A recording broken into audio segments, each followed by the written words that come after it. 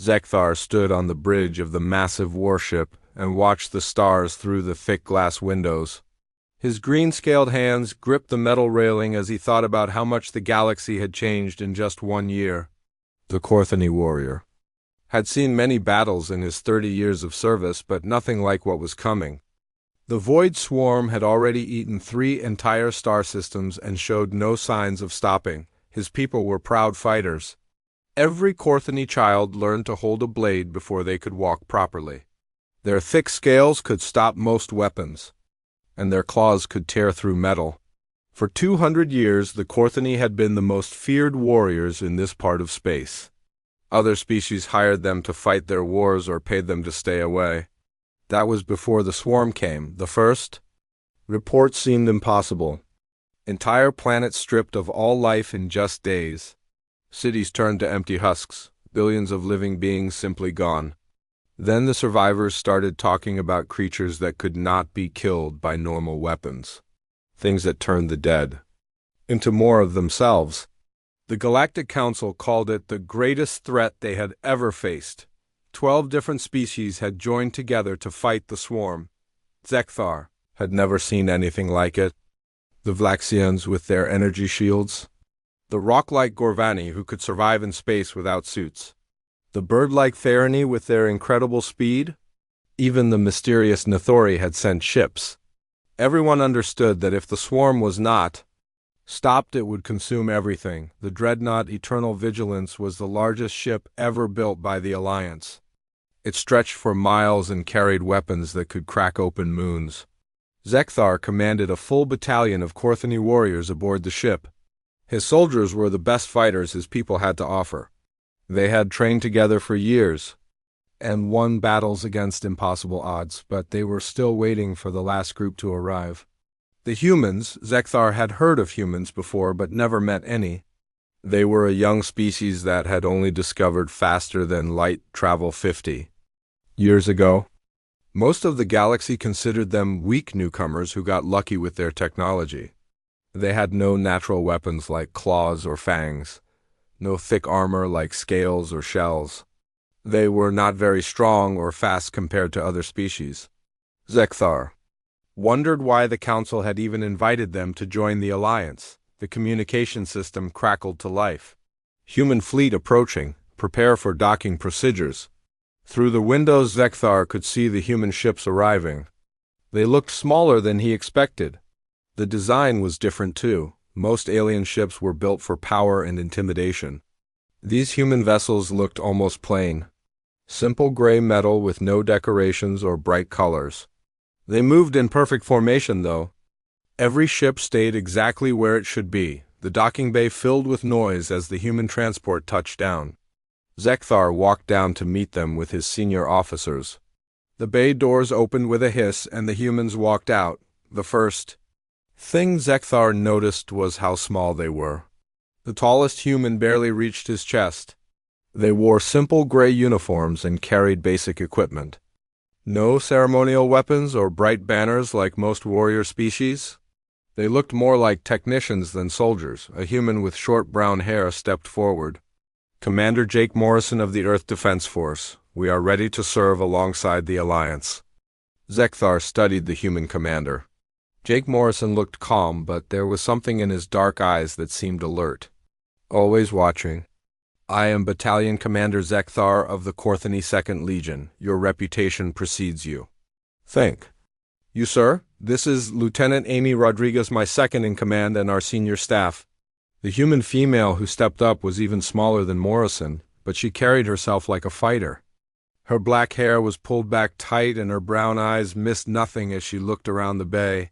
More humans filed out of the transport. Zekthar counted about 200 soldiers. They moved with discipline, but without the swagger most warriors showed. A human with sergeant stripes named Ben Parker supervised the unloading of equipment. Another called Lisa Chun checked data pads and made notes. They all seemed very busy with small details. We should begin joint training exercises immediately, Morrison said. The sooner our forces learn to work together, the better our chances against the swarm.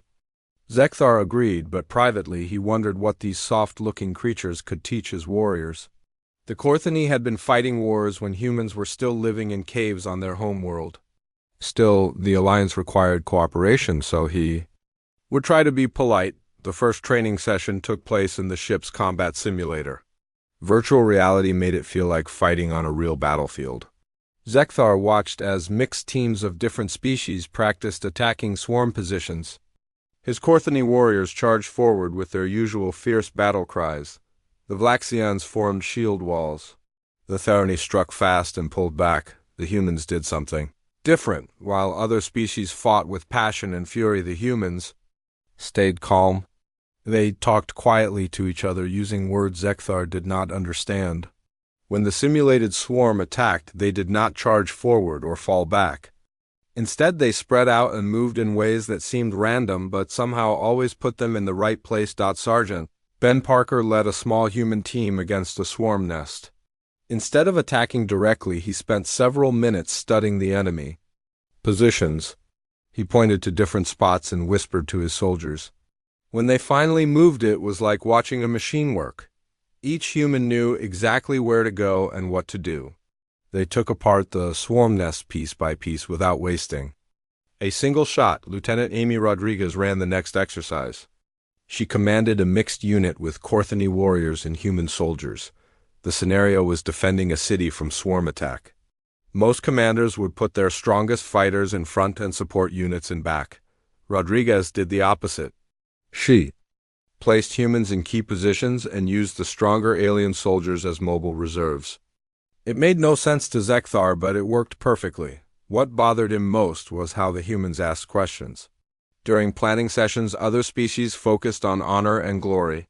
The humans asked strange things like how many medical supplies would be needed and what to do if supply lines got cut. They wanted backup plans for the backup plans. It seemed like they expected everything to go wrong. Your people seem very cautious, Zekthar told Morrison after one training session. The human commander nodded. We have learned that battles rarely go as planned. It is better to be ready for problems than surprised by them. But surely experienced warriors trust in their skills and courage? Morrison looked at him with those dark eyes. Courage gets you killed if you are not smart about using it. We prefer to win fights, not just fight bravely. That night, Zekthar met with his officers to discuss the humans. Most of his warriors were not impressed. The humans looked weak and moved slowly compared to Corthony standards. They seemed to overthink every decision and worry too much about details that did not matter in real combat, but something nagged at Zekthar. During the exercises, he had noticed small things. How human soldiers always knew where their teammates were without looking. How they communicated with tiny gestures that other species missed. How they stayed focused even when simulated battles got chaotic. There was something underneath their plain appearance that he could not quite understand. The Alliance fleet would reach the first swarm system in 3 days. Then they would find out what humans were really made of. Zekthar hoped they would not be a burden to carry in the coming fight. He had no idea that he was about to learn why the rest of the galaxy would come to fear the species that looked so harmless. The first battle came 3 days later at Zarian Prime. Zekthar stood in the briefing room listening to the mission details. The mining colony had gone silent 2 weeks ago. Long-range scans showed swarm activity across the entire planet's surface. Intelligence suggested they were using the population to build new breeding facilities. Admiral Corvin of the Vlaxian fleet explained the plan. Orbital bombardment would clear landing zones. Drop pods would carry ground forces to 3 key points. Primary objective was destroying the swarm breeding nodes before they could produce more creatures. Secondary objective was rescuing any survivors. Simple and direct, Zekthar thought to himself. The kind of plan Corthony warriors understood. Commander Jake Morrison raised his hand. What about anti-aircraft defenses? Our scouts detected energy signatures that could be surface-to-air weapons. The bombardment will eliminate those threats, Admiral Corvin replied. And if it does not? What are our contingency plans for heavy drop pod losses? Other species around the table looked annoyed by the human questions. Warriors did not waste time worrying about things that might go wrong. But Morrison kept asking about evacuation routes and supply drops and backup communication systems. Lieutenant Amy Rodriguez pulled up, detailed maps and pointed to potential choke points and defensible positions. Zekthar noticed that the humans were taking notes while everyone else just listened. They drew diagrams and marked distances and calculated timing. It seemed like they were preparing for a completely different mission than everyone else. The attack began at dawn. Zekthar watched from his command pod as the fleet moved into position. Around Zarian Prime, the planet looked dead from space. Brown and gray where it should have been green and blue. Dark spots marked where cities used to be. "Beginning orbital bombardment," came the voice over the communication system. Bright flashes lit up the planet's surface as energy beams struck. From above, explosions bloomed like flowers across the continents. After 30 minutes of continuous fire, everything went quiet. Landing zones secured. Launching drop pods. Zekthar sealed his combat armor and checked his weapons one final time. Around him, 40 Korthani warriors prepared for battle. Their scales gleamed under the pod lights. Claws extended and retracted as they tested their natural weapons. Battle! Growls filled the air. The drop pod launched with tremendous force. Through the small window, Zekthar could see dozens of other pods falling toward the planet like metal rain. Everything seemed to be going according to plan. Then the sky exploded. Energy. Beams erupted from hidden positions on the ground.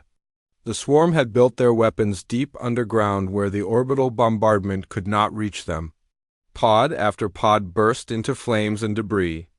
Zekthar watched in horror as half the invasion force died before reaching the surface, his own.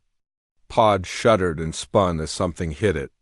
Warning lights flashed red and emergency alarms screamed. The automatic systems tried to correct course, but they were falling too fast and at the wrong angle. Impact came like a giant fist punching him into darkness. Zekthar woke up with his head pounding and blood in his mouth. His pod had crashed into rocky ground and split open like an egg. Most of his warriors were dead or badly wounded. Those who could still move helped pull the living from the wreckage. "Commander, over here!" The voice came from behind a cluster of rocks. Zekthar limped toward it and found survivors from other pods gathering in a natural depression. About 30. Soldiers from different species huddled together looking lost and confused. 3 humans sat calmly checking their equipment. Ryan Torres was a sergeant with brown hair and steady hands. Emma Walsh was a corporal with blonde hair and intense blue eyes. Matt Davis wore medical insignia and was already treating wounded soldiers with supplies from his pack. "How many pods?" "Made it down?" Zekthar asked. "Maybe a quarter of them," Ryan answered without looking up from his weapon. "The rest got shot down or crashed too hard?" A Therany officer started to panic. "We are cut off. No support, no extraction." "We will all die here. Calm down," Emma said quietly. She spread a map on the ground and pointed to different locations.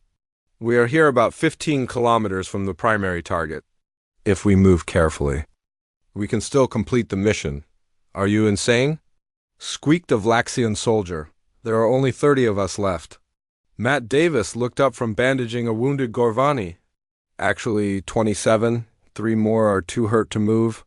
His voice was matter-of-fact, like he was counting supplies instead of lives. What disturbed Zekthar was how calm the humans remained. Everyone else was either injured or frightened or angry.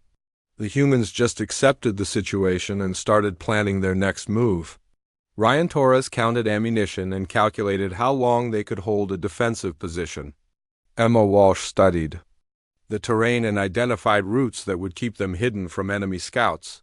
"First priority is establishing a secure perimeter," Emma announced. "Ryan, take 5 volunteers and scout those hills to the north.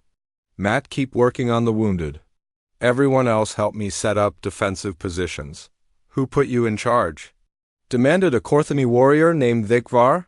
Emma looked at him with those blue eyes. "The senior officer died in the crash. I have the most experience with this type of terrain and tactical situation. If you have better qualifications, speak up now." Nobody did. The humans had been studying the mission plans more carefully than anyone else. They knew the geography and the enemy capabilities and the available resources. While other species had focused on the glory of battle, the humans had prepared for disaster. As night fell, they heard sounds in the distance. Clicking and scraping noises that meant swarm scouts were moving through the darkness. Most of the alien survivors wanted to attack immediately or run away quickly. The humans chose a third option. "They are testing our defenses," Ryan explained in a whisper, "probing for weak spots and counting our numbers. If we react, they learn what we can do. If we stay quiet, they have to come closer to get information." "So we just wait?" asked Zekthar. "We prepare," Emma corrected him. She had been placing small devices around their position while they talked. "Matt has been treating the wounded, but also setting up medical stations at key points. Ryan marked fields of fire and escape routes. I prepared surprises for unwelcome visitors." The first swarm creature that crept into their camp stepped on one of Emma's devices. The explosion lit up the night and scattered pieces of the monster across 50 meters. Two more tried to approach from different directions and met the same fate. "Now they know we have explosives, but not how many or where," Ryan said with satisfaction. "Tomorrow they will be more careful, which means slower and more predictable." Zekthar watched the humans work through the night in shifts. While one slept, the others maintained watch and improved their defenses. They moved without wasted motion and communicated with hand signals that other species did not understand. There was no panic or doubt in anything they did. When morning came, Matt Davis reported on the wounded. "Johnson and Krevtal will not make it. Severe internal bleeding. Maybe 6 hours left." Again his voice stayed level and professional. "We cannot leave them behind," protested a Thyarni soldier. "They would not want us to," Emma replied. "But we can make sure their deaths serve a purpose." She explained her plan with the same calm tone she used for everything else. The dying soldiers would stay behind with most of their remaining explosives. When the swarm found the camp, they would detonate everything and take as many enemies as possible with them. The rest of the group would use the distraction to move closer to their target. It was practical and efficient and completely ruthless. Other species saw heroic sacrifice or tragic necessity. The humans saw useful resources to be maximized for strategic advantage. Zekthar realized he was beginning to understand why the galaxy might learn to fear these small, soft creatures who turned everything into a tactical problem to be solved. The real war was just beginning. 6 days passed on Zarian Prime, and Zekthar learned things about humans he wished he could forget. The mixed group of survivors moved across the dead wasteland like ghosts, always heading toward their target, but never in a straight line. Always. One step ahead of the swarm hunters, but never truly safe. The first lesson came when their food ran out on the third day. Most species carried emergency rations that lasted about a week. The humans had calculated they would be on the planet much longer and brought extra supplies. When those ran low, they did something that made the other survivors sick to their stomachs. Ryan Torres killed a swarm scout with a single precise shot to what passed for its head. While the creature twitched and died, he pulled out a field knife and began cutting into its biomechanical body. Green fluid leaked onto the rocky ground as he worked. "What are you doing?" demanded Zekthar in disgust. "Getting dinner," Ryan replied without looking up. He cut away sections of organic material and scraped out a gray paste from inside the creature's chest cavity. Swarm drones are part biological. The protein is actually pretty nutritious once you filter out the toxins. Emma Walsh was already setting up a small chemical processor from her pack. She fed the gray paste through several filters and added tablets that neutralized the poisonous compounds. What came out looked like thick soup and smelled like metal. "You cannot be serious," gasped a Vlaxian soldier. Matt Davis tested the mixture with a scanner and nodded. "Safe for human consumption. Probably safe for most carbon-based life forms. We should all eat something." The humans consumed their meal without complaint while the other species watched in horror. They treated eating their enemies like any other survival task, just another problem that needed a practical solution. Zekthar found their casual attitude more disturbing than the act itself. The second lesson came through the radio. Lieutenant. Amy Rodriguez had crashed with a different group on the other side of the continent. Her voice came through the communicator every few hours with updates and coordinates. She was leading 30 soldiers through enemy territory while coordinating with multiple scattered teams. Dragon 3, this is Falcon Leader, her calm voice reported. Enemy strength increasing in Sector 7. Recommend you adjust route to. Avoid contact. Will create distraction at grid reference 44 Alpha. Zekthar listened to these radio calls with growing amazement. Amy Rodriguez was surrounded by thousands of swarm creatures and cut off from all support. Her forces were taking casualties every day and running low on ammunition. Yet her voice never changed. She gave orders and received reports like she was sitting safely in a command center instead of fighting for her life. How is she so calm? Zekthar asked Emma. During one of their rest breaks, Emma checked her weapon and looked toward the horizon where smoke marked another battle. Fear and panic get people killed. Amy knows that every decision she makes affects 30 lives. She cannot afford to let emotions cloud her judgment, but surely she feels something? Anger or fear or sadness? Of course she does. She just does. Not let those feelings control her actions. Emma stood up and signaled for the group to move out. Humans learn early that survival often depends on doing what is necessary instead of what feels good. The third lesson was about endurance. Korthani warriors fought in explosive bursts of violence followed by periods of rest and recovery. Most alien species had similar patterns. Brief intense activity, then time to regain strength. Humans were different. They maintained a steady pace hour after hour without stopping. Not fast, but constant. Like machines that never needed to rest. Nick Sullivan was a heavy weapons specialist who stood almost as tall as Zekthar.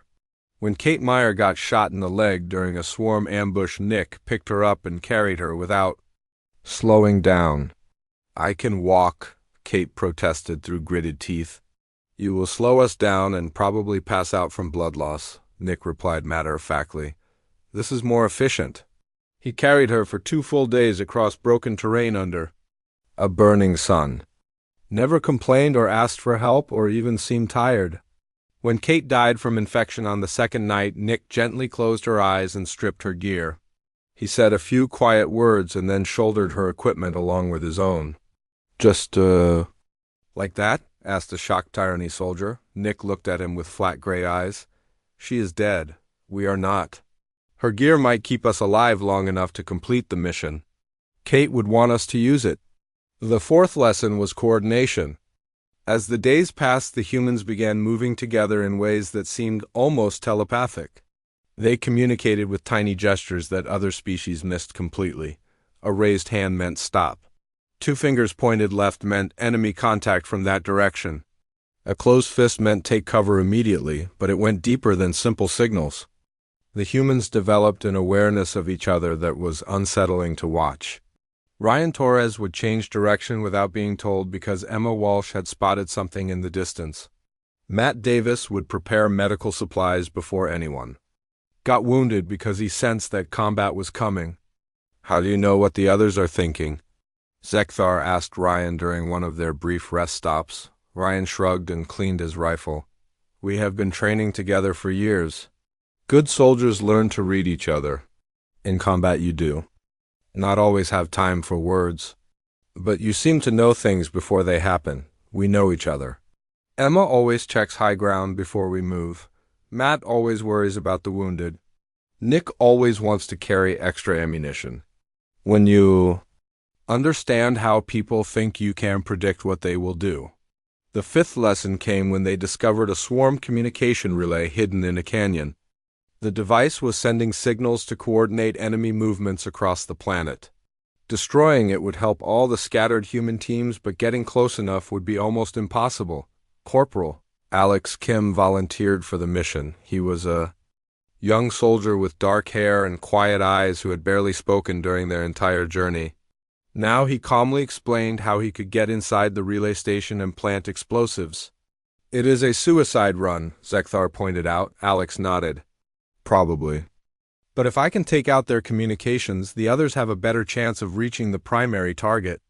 There has to be another way, protested Dekvar. Maybe, Emma agreed. But this way works, and we know it works. Alex is volunteering. Nobody is forcing him. What disturbed Zekthar most was how the other humans reacted. They did not try to talk Alex out of his sacrifice or search desperately for alternatives. Instead, they helped him plan the mission to ensure maximum effectiveness. Ryan gave him extra explosives and showed him the best places to plant them. Matt provided stimulants to keep him alert and painkillers in case he got wounded. Emma studied the relay station layout and identified the critical systems to target. "Make it count," was all she said when Alex prepared to leave. He nodded and disappeared into the darkness. 20 minutes later, explosions lit up the canyon and the swarm communication signals went dead. Alex Kim had completed his mission and died doing it. The humans marked his sacrifice in their reports and continued toward their objective. That night, while the others slept, Ekthar stared up at the alien stars and tried to understand what he had witnessed. These humans did not fight like any warriors he had ever known. They approached warfare like engineers solving technical problems. Every resource, including their own lives, became tools to be used efficiently. They were not brave or cowardly. Not cruel or merciful, they were something much more frightening.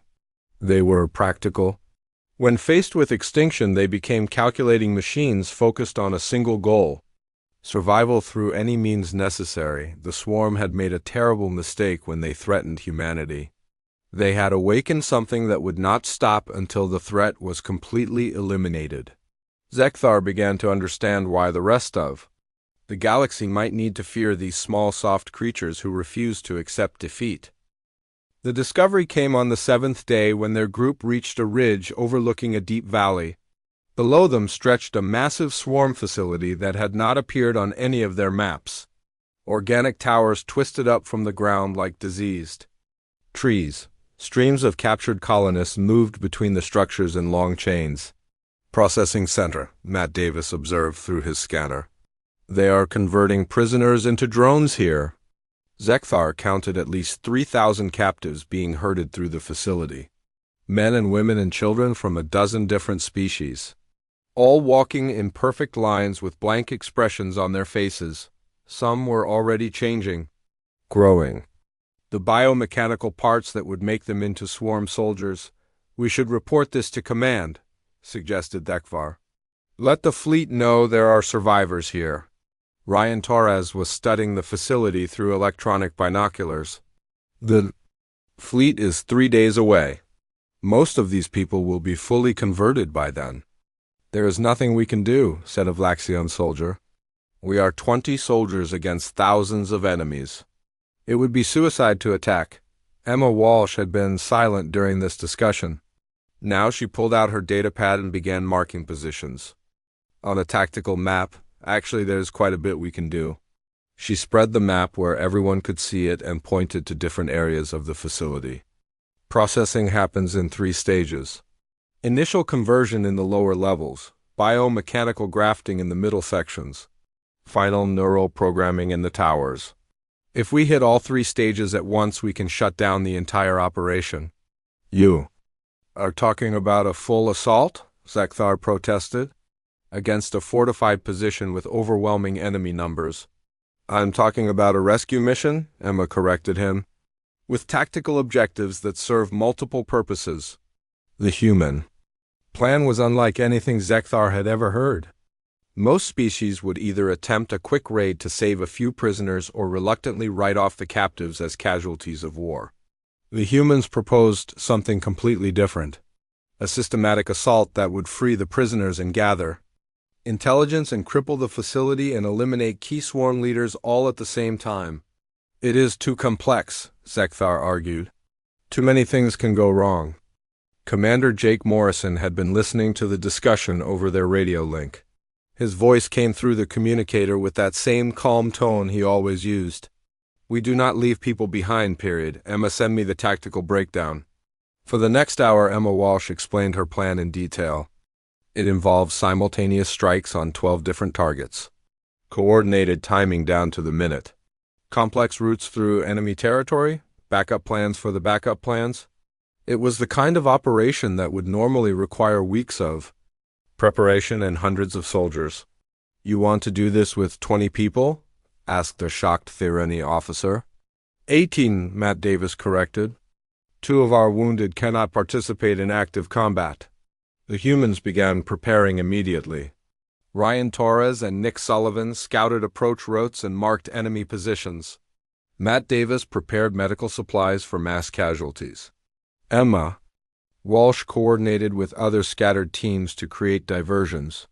Everyone had specific jobs and precise timing. What unsettled Zekthar was how the humans talked about the mission.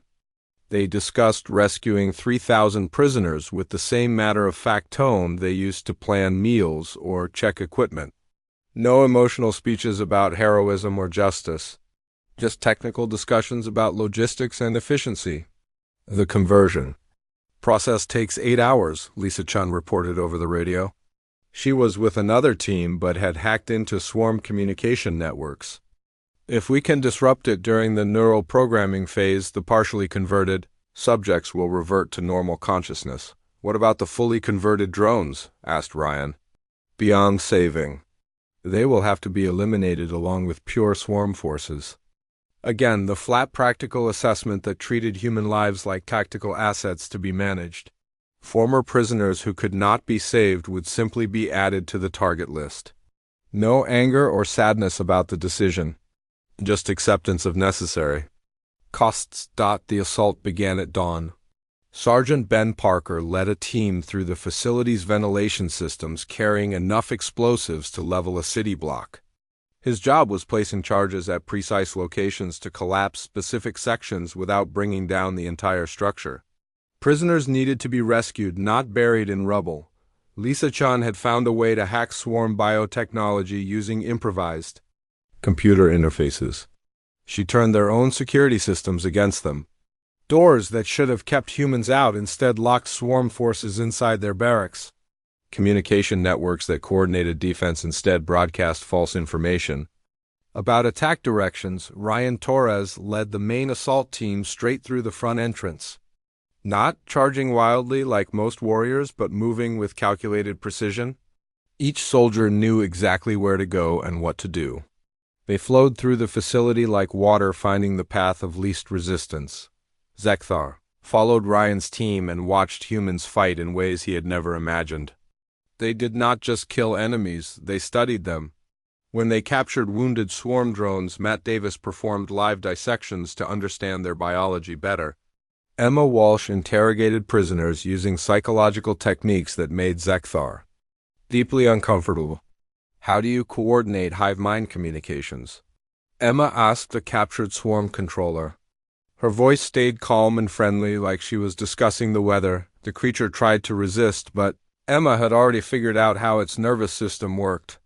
She applied pressure to specific nerve clusters that caused intense pain without permanent damage. Let me rephrase that. You are going to tell me how your communications work. The only question is whether you do it quickly or slowly. Most species would have simply killed the creature or demanded information through threats and violence. Emma Walsh treated interrogation like a science experiment. She tested different approaches until she found what worked. When the swarm controller finally broke and provided the information she needed, she thanked it politely before eliminating it with a single precise shot. Why torture it if you were just going to kill it anyway? Asked Dekvar. I did not torture it, Emma replied matter of factly. I applied measured pressure to extract useful intelligence. The creature was always going to die because it represents an existential threat to human survival. But first it could serve a useful purpose by providing information that will help us kill more of its kind. The rescue operation succeeded beyond anyone's expectations except the humans. They freed over 2,000 prisoners and gathered massive amounts of intelligence about swarm operations. The facility was completely destroyed along with several hundred enemy drones. Human casualties were minimal because every aspect of the mission had been planned and coordinated perfectly. But what happened during the final phase of the operation truly terrified Zekthar. A dying swarm queen in the deepest part of the facility tried to bargain for her life. She offered to share tactical information about other swarm positions in exchange for mercy. Jake Morrison listened to her proposal with apparent interest. He asked detailed questions about enemy numbers and locations and defensive capabilities. The Swarm Queen provided everything he requested, believing she had found a way to survive. When she finished talking, Morrison thanked her for the information, and then systematically executed her with multiple shots to ensure complete death. "You lied to her," Zekthar accused him. "I did not lie," Morrison replied calmly. "I never promised anything. I simply listened to what she had to say. But she thought you would spare her life in exchange for cooperation. What she thought was her problem, not mine. The Swarm has forfeited any claim to mercy through their actions against civilian populations. They deserve only efficient elimination." Rodriguez, who had finally linked up with the main group, nodded her agreement. "Mercy is something you show to opponents who can reciprocate it. The Swarm cannot be reasoned with or deterred or reformed. They can only be completely destroyed." That night, while the rescued prisoners were evacuated, Zekthar watched the humans calmly planning their next moves. They treated their successful mission as just another data point for future reference. Every aspect of the operation was analyzed and documented. Mistakes were identified and solutions developed. Improvements were suggested for next time. They had just rescued thousands of lives and eliminated a major swarm facility. Any other species would be celebrating their victory or mourning their losses. The humans were already preparing for the next battle. They approached warfare like engineers solving technical problems. Every enemy weakness to be exploited. Every tactical advantage to be maximized. Every resource, including their own lives, to be used efficiently. Zekthar realized he was witnessing something unprecedented in galactic history. A species that treated extinction-level threats as merely difficult problems requiring creative solutions. The Swarm had made a terrible mistake when they chose to threaten humanity. They had awakened something that would not stop until every last trace of the threat was completely eliminated. The Alliance fleet arrived on the 10th day with enough firepower to crack planets. Zekthar watched from the makeshift landing zone as massive ships descended through the atmosphere like metal mountains. After 9 days of constant fighting, the sight should have filled him with relief. Instead, he felt something close to dread. He had learned, too, much about humans during their time on Zarian Prime, seen, too, many things that challenged everything he thought he knew about warfare and survival. Now, as rescue ships touched down around them, Zekthar wondered if the galaxy truly understood what it had allied itself with. Commander Jake Morrison stood beside him watching the evacuation. The human looked tired but not defeated. His uniform was torn and dirty, but his dark eyes remained alert and calculating. Even now, with safety just minutes away, he continued scanning the horizon for threats, expecting trouble. Zekthar asked. Morrison nodded toward the distant mountains where smoke still rose from swarm positions. "They know we are here. Probably been watching the fleet since it entered the system. If they have any intelligence at all, they will try to disrupt the evacuation. Surely they cannot threaten such a large force. Numbers do not matter if you attack at the right time and place. The swarm has shown they understand tactical timing." Morrison keyed his communicator. "All units maintain defensive positions until evacuation is complete.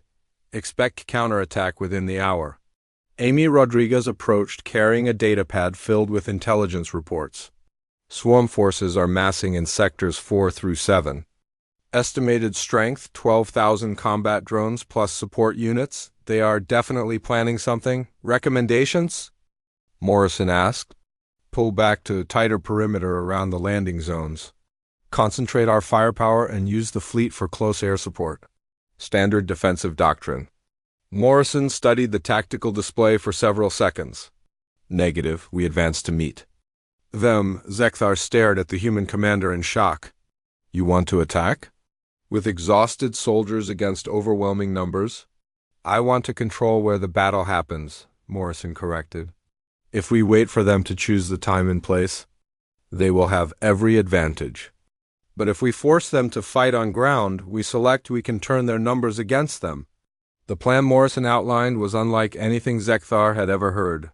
Instead of concentrating forces for defense, the humans would spread out across multiple positions. Small teams would engage the swarm advance forces while larger units maneuvered to hit them from unexpected directions.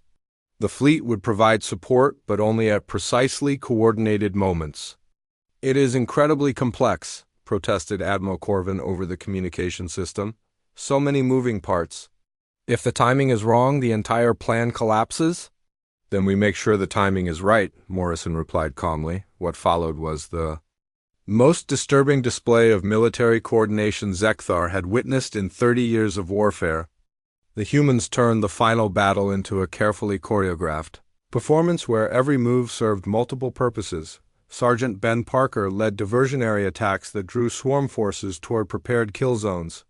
Ryan Torres coordinated artillery strikes that not only eliminated enemies but also channeled surviving drones into areas where other human teams waited in ambush. Nick Sullivan used heavy weapons not just to cause casualties but to create terrain obstacles that forced the swarm to attack from predictable directions. Lisa Chun had established communication links with the fleet that allowed real-time coordination between ground forces and orbital support. When she called for fire support, the energy beams struck exactly where they needed to be with timing measured in seconds. Not random destruction, but surgical strikes designed to achieve specific tactical objectives. Emma Walsh commanded the southern perimeter like she was playing a complex game instead of fighting for her life.